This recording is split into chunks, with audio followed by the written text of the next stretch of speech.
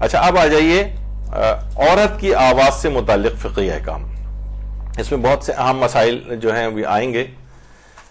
دیکھیے سب سے پہلی چیز ایک یہ ہے, بہت تیز رفتاری سے کریں گے, وہ وقت کم ہے اگلے لیکچر سے پہلے تاکہ اس کو ختم کر دیا جائے. کیا عورت کی آواز کا حجاب اور پردہ ہے؟ تو اس کا جواب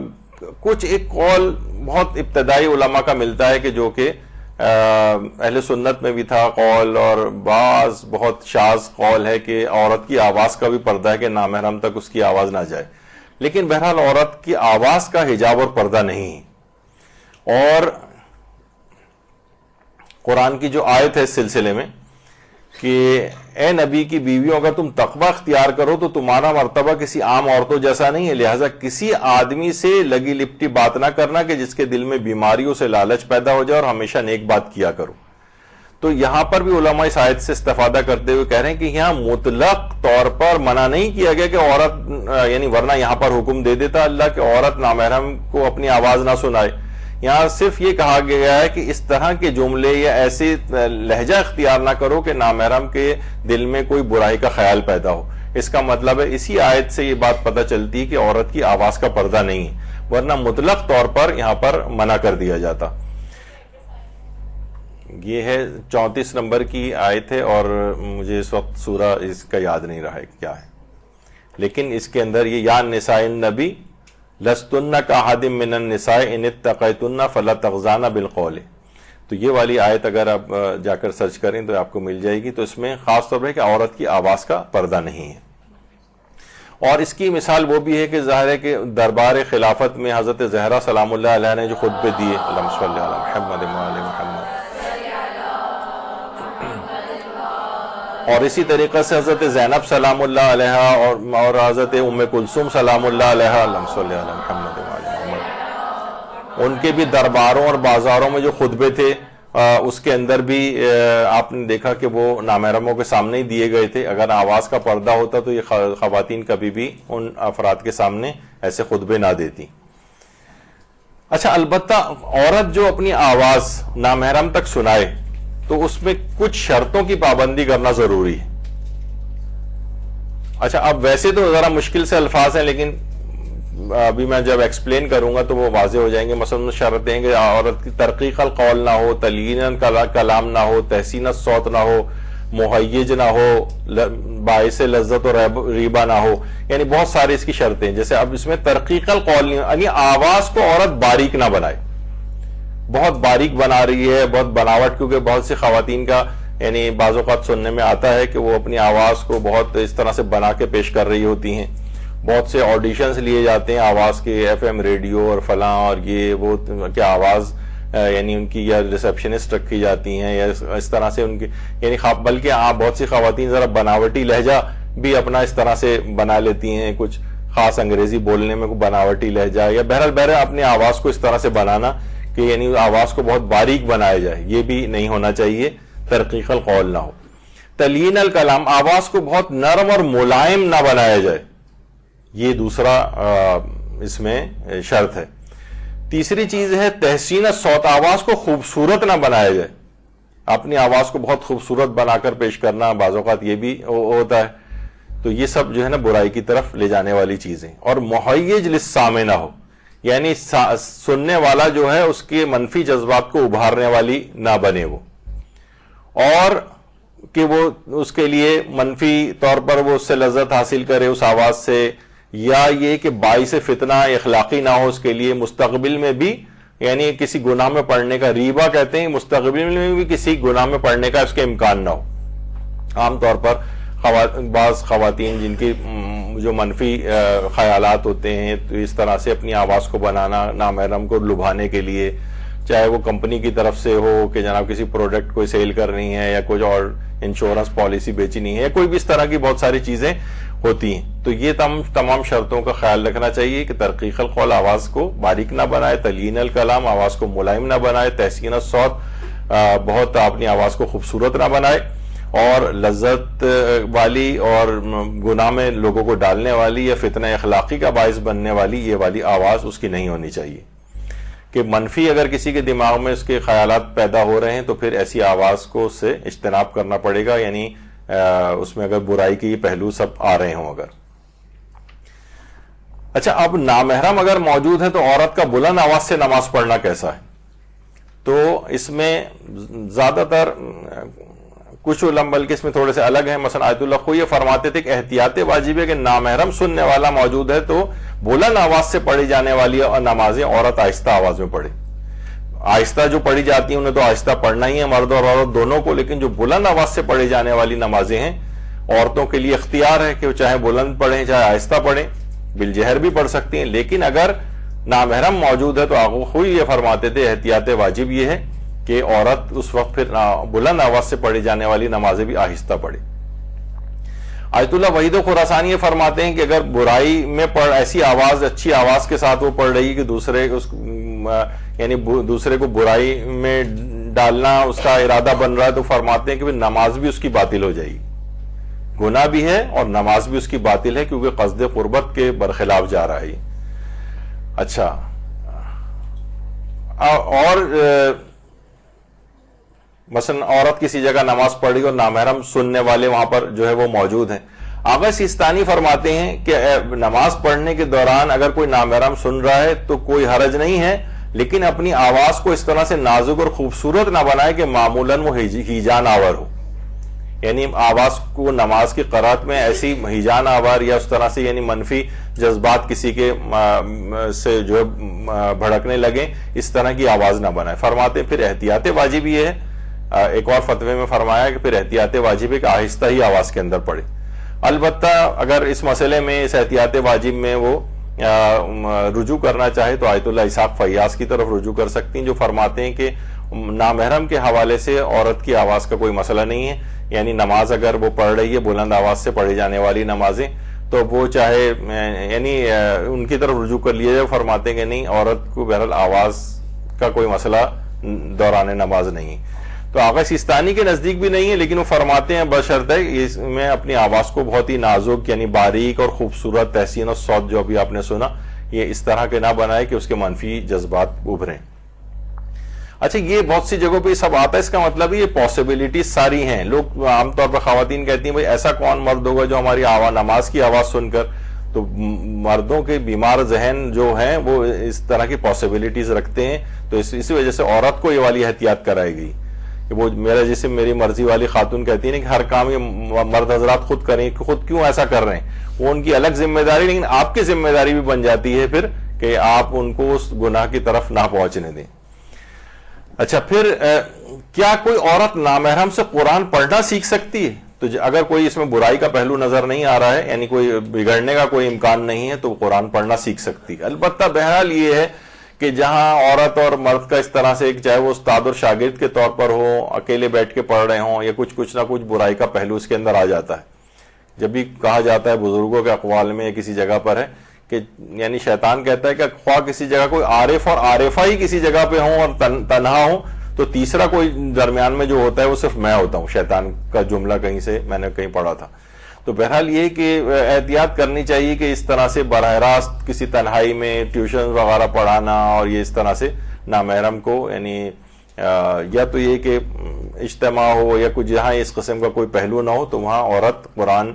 پڑھنا بھی سیکھ سکتی ہے. پھر کیا عورت نامحرم سے حسن قرات کے ساتھ قرات سیکھ سکتی ہے، قرآن سیکھ سکتی ہے؟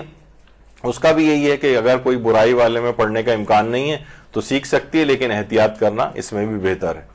کیا عام آواز میں عورت نامحرم کے سامنے تلاوت قرآن کر سکتی ہے؟ عام آواز میں تو جی ہاں، تلاوت قرآن کر سکتی ہے. کیا لہن میں نامحرم مرد کے سامنے عورت تلاوت قرآن کر سکتی ہے؟ یعنی بہت خوش الہانی کے ساتھ بہت سے ایسے پروگرام ہوتے ہیں بہت بڑے بڑے مصر میں، ادھر ادھر کے عورتیں بھی آ کر حسن قرات بہترین طریقے سے کر رہی ہوتی ہیں اور مرد اور عورت دونوں وہاں پر بیٹھے ہوئے ہوتے ہیں. تو بہرحال کیونکہ اگر برائی کا کوئی امکان نہیں ہے تو کر سکتی ہے، لیکن برائی کے امکانات پیدا ہو جائیں تو پھر مسئلہ اس کے اندر آ سکتا ہے اور اشکال پیدا ہو سکتا ہے اس میں. تو یہی آغا سیستانی سے بھی پوچھا گیا کہ عورتوں کا مردوں میں لہن کے ساتھ یا بغیر لہن کے قرآن یا دعا پڑھنا. بہت سی خواتین بہت اچھی دعا مثلا پڑھ رہی ہیں، دعائے توسل پڑھ رہی ہیں اس طرح سے. تو جواب دیا کہ اگر آواز کو اس طرح نازک اور خوبصورت نہ کرے کہ جو معمولاً ہی جان آور ہو تو کوئی حرج نہیں ہے. اگر ہی جان آور ہو رہی ہے تو پھر اشکال ہے اس میں. خواتین کا مجالس میں بآواز بلند رونا کیسا ہے جبکہ نامحرم سن رہے ہوں؟ اس میں بھی آیت اللہ سیستانی جو تیسرا سوال ہے ان سے یہ بات پوچھی گئی کہ عام طور پر عورتیں جو ہیں وہ جو بھی مجالس ہوتی ہیں تو اس کے اندر لاؤڈ اسپیکر کے ذریعے مردوں تک ان کی آواز جا رہی ہوتی ہے، مثلا ان کے رونے کی آواز جا رہی ہوتی ہے، تو کیا ایسا کرنا صحیح ہے لاؤڈ اسپیکر پہ؟ تو انہوں نے جواب دیا لا ینبغی ذالک، یعنی ایسا نہیں کرنا چاہیے. یہ نہیں کہا کہ حرام ہے، جائز ہے، یعنی اگر روتی ہوئی آواز کو اگر نامحرم سن لیں، لیکن لاؤڈ اسپیکر کے ذریعے عام روڈوں پر چلنے والے بھی ان کی اس والی آواز کو سنیں تو فرماتے ہیں کہ مناسب نہیں کرنا چاہیے ایسا. اچھا، اسی طرح کیا عورت مجلس، منقبتیں، نعتیں، قصیدے اور نوحے پڑھ سکتی ہے اگر نامحرم سن رہے ہوں؟ تو اس میں بھی آغا سیستانی سے یہ پوچھا گیا کہ مجلس پڑھنے والی خاتون کی آواز، اچھا اس میں مجلس پڑھنے والی بھی آ جائیں گی، منقبتیں، نعتیں اور یہ سب پڑھنے والے بھی آ جائیں گی. کہہ رہے ہیں ان کی آواز کو سننے میں تلذذ اور ہیجان سے کیا مراد ہے؟ اگر یہ حال ہو کہ بعض لوگوں کو ہیجان ہوتا ہو اور بعض میں ہیجان نہیں ہوتا ہو، تو انہوں نے فرمایا کہ اس مسئلے میں ہیجان سے مراد یعنی منفی جذبات کا بھڑکنا ہے، اور آواز کو سنانے میں ہیجان کا اعتبار نوعی ہے، یعنی یہ نارملی جو آواز نکال رہی ہے، عام طور پر یہ جو آواز اس کے حلق سے نکل رہی اتنی خوبصورت آواز ہے کہ یہ مثلا لوگوں میں ہیجان پیدا کر سکتی ہے، تو پھر اشکال ہو جائے گا اس میں، پھر وہ نہیں پڑھ سکے گی. لیکن اگر عام طور پہ ایسا نہیں ہے، یعنی سنانا اگر کسی کو ہے تو اس میں نو کو دیکھا جائے گا، یعنی آواز کی کیفیت کو، اور جو سن رہا ہے اس میں فردی ہے فرما رہے ہیں. یعنی فردی کے معنی ہے پھر یہ اگر مثلا وہ تو ایک نارمل طریقے سے پڑھ رہی لیکن اس کو سننے والے کو اس سے منفی جذبات ابھر رہے ہیں، تو پھر اس سننے والے کے لیے حرام ہو جائے گا اس آواز کا سننا. اس کے لیے پڑھنا ہو سکتا ہے جائز ہو، لیکن اس کے لیے سننا حرام ہو. اور اگر اس کی آواز کی نوعیت ہی ایسی ہو کہ منفی جذبات کو عموماً ابھار دیتی ہو، لوگوں کی ایسی خوبصورت آوازیں بھی ہو سکتی ہیں، تو پھر فرماتے ہیں کہ پھر وہاں پر یعنی اس میں اشکال ہو جائے گا اور پھر اس میں احتیاط کرنا پڑے گی.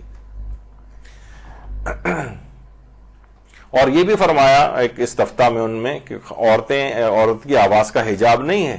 لیکن عام طور پر فرما رہے ہیں کہ اس کی آواز اگر مہیج ہو رہی ہے، یعنی اس طرح سے منقبتیں، قصیدے اور وہ چیزیں پڑھ رہی ہے کہ منفی جذبات کسی کے ابھر رہے ہیں. اور فرمایا کہ ایسا بھی نہیں ہونا چاہیے کہ اس کے مضمون، یعنی اگر مرد بھی اگر بیٹھے ہوئے سن رہے ہیں تو اس کا مضمون ایسا نہیں ہونا چاہیے جو مردوں کی محفل میں بیان کرنے والا ہو، یعنی مضمون کو بھی دیکھا جائے گا. اور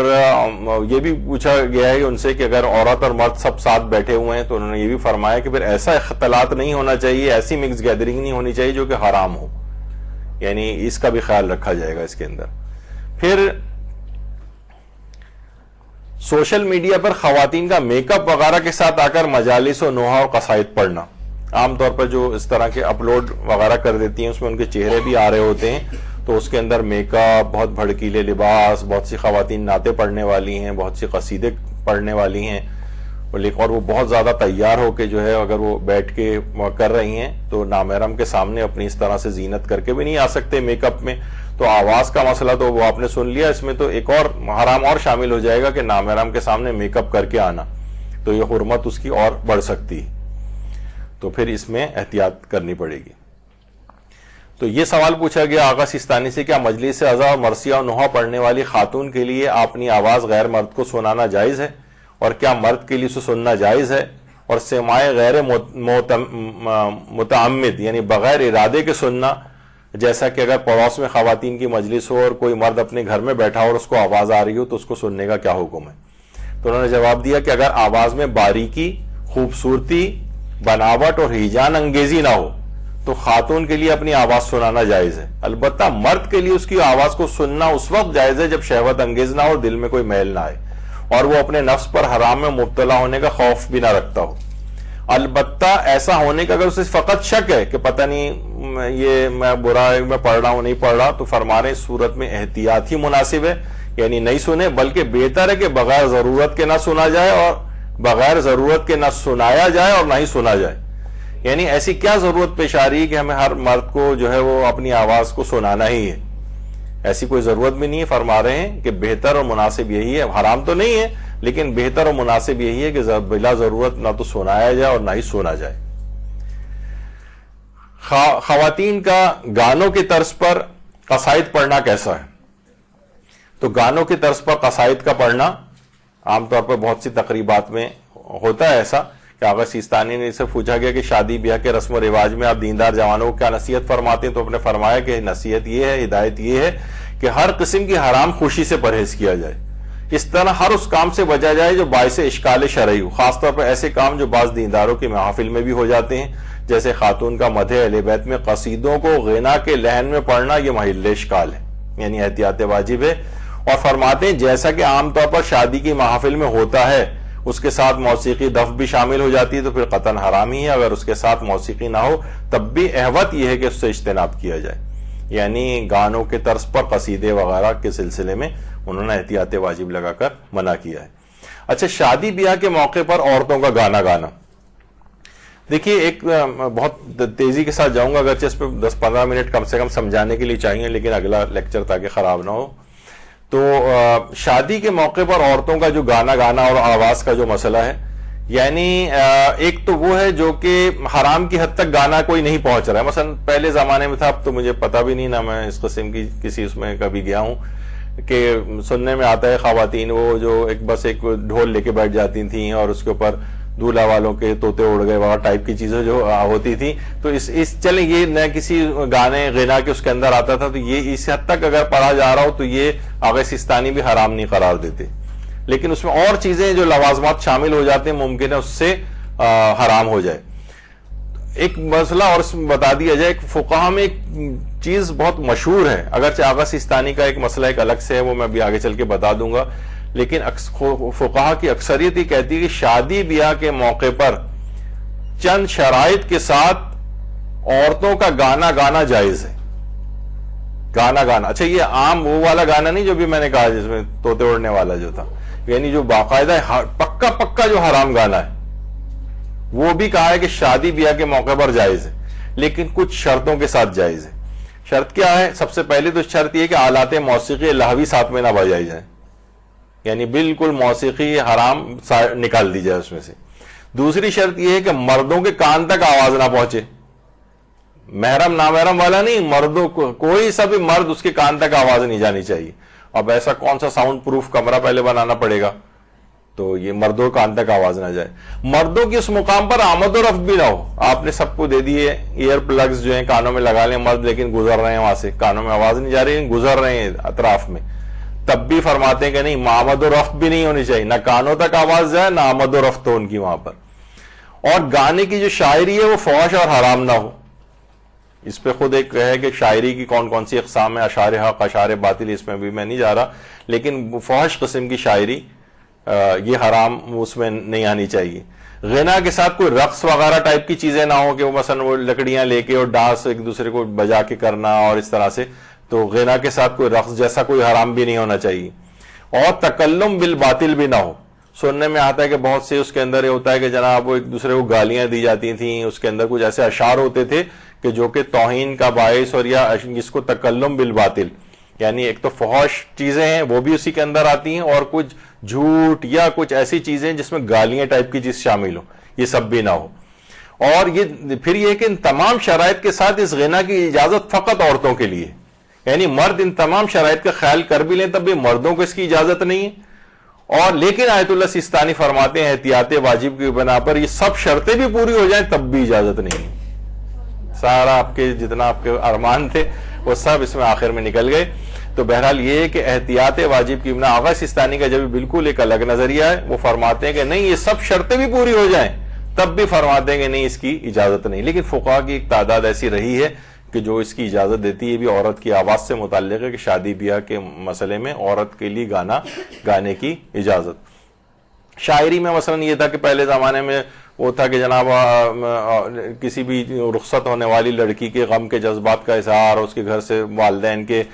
جذبات کا اظہار اس میں کیا جاتا تھا، یہ شاعری ٹھیک تھی۔ لیکن یہ جو فحش قسم کی شاعری اور فلمی گانے اور عشق و عاشقی والے ٹائپ کی چیزیں اور یا ایک دوسرے کو برا بھلا کہنا اور گالیاں ٹائپ کی ایک دوسرے کو دینا، دو طرفہ جو مقابلے کسی زمانے میں شاید ہوتے تھے، دولہا اور دلہن والے لڑکے بھی بیٹھے ہوئے ہیں، اس میں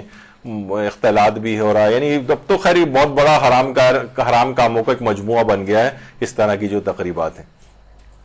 ایک بس اس میں ایک بات اور رہ گئی آخر میں کہ یہ تو سب چیزیں ہیں، لیکن مثلا اگر تالیاں وغیرہ بجائی جائیں تو آغا سیستانی شادی کے موقع پر کوئی بھی اس طرح کی کوئی چیز جو کہ لاہوی طور پر کسی گانے وانے کے اس میں نہ جائے، اور ایک ایسی عام لہجے کے اندر کوئی چیز پڑھی جا رہی ہو یا کوئی قصیدہ بھی پڑھا جا رہا ہو، اگرچہ زیادہ علماء نے بہت زیادہ مناسب نہیں سمجھا ہے اس کو، لیکن بہرحال حرام کی حد تک بعض فقہا بھی ہیں کہ جو کہ تالی بجانے کو بھی حرام کہتے ہیں، لیکن فی الحال کو چھوڑے ہیں، لیکن یہ کہ کم سے کم آغا سیستانی اور یا رہبر وغیرہ وہ تالی بجانے کو یعنی حرام نہیں سمجھتے ہیں۔ یا قصیدے بھی آپ نے دیکھا ہوگا کہ ایران کے اندر جب قصیدے پڑھے جاتے ہیں تو بہت سے لوگ تالیاں بجاتے ہیں، جو کہ ہمارے ہاں بہرحال ابھی تک رائج نہیں اور معیوب بھی سمجھا جاتا ہے یہاں پر،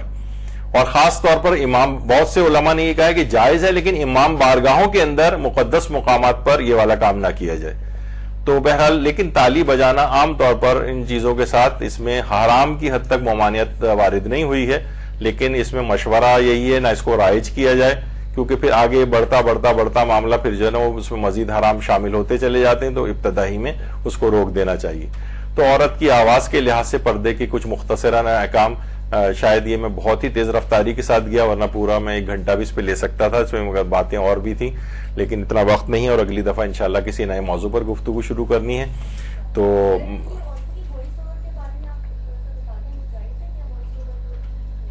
اچھا پہلے تو یہ بتائیں کہ ویسے تو ہے، لیکن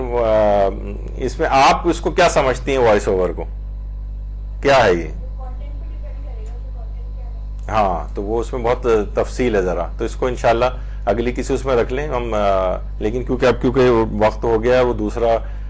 جو عالم ہے نیچے انتظار کر رہے ہوں گے، اس وجہ سے میں اس کو فی الحال روکتا ہوں۔ جی جی میں خیال پچھلی درس میں نہیں تھی کیا، اس میں ہم نے ٹوٹے ہوئے بالوں کا ہی پورے فقہی احکام بیان ہوتے، تو بہرحال اس کو ڈسٹ بن میں بھی پھینک سکتے ہیں، کسی جگہ مٹی میں بھی دبا سکتے ہیں، لیکن بہرحال اس کا کوئی الگ سے ایسا کوئی ہارڈ اینڈ فاسٹ کوئی رول نہیں ہے، بہرحال اس کو ڈسٹ بن میں پھینک کے ضائع کیے جا سکتے ہیں۔ اس میں البتہ یہ تھا محرم نامحرم کے اعتبار سے ہم نے وہ احکام بتائے تھے کہ آغا مثلا رہبر جو ہے فرماتے ہیں کہ، یا اور امام خمینی بھی، کہ نامحرم کے ٹوٹے ہوئے بالوں کو بھی نہیں دیکھ سکتے، آغا سیستانی البتہ اجازت دیتے ہیں، اور پھر وہ تو جی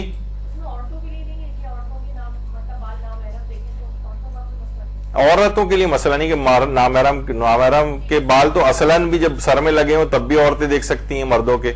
تو ان کا مسئلہ نہیں ہے، عورتوں کے ٹوٹے ہوئے بال مردوں کے لیے دیکھنے کا مسئلہ ہے، جو فقہی اعتبار سے پچھلی دفعہ بیان ہوا تھا۔ وصلی اللہ علی محمد وآلہ الطیبین الطاہرین۔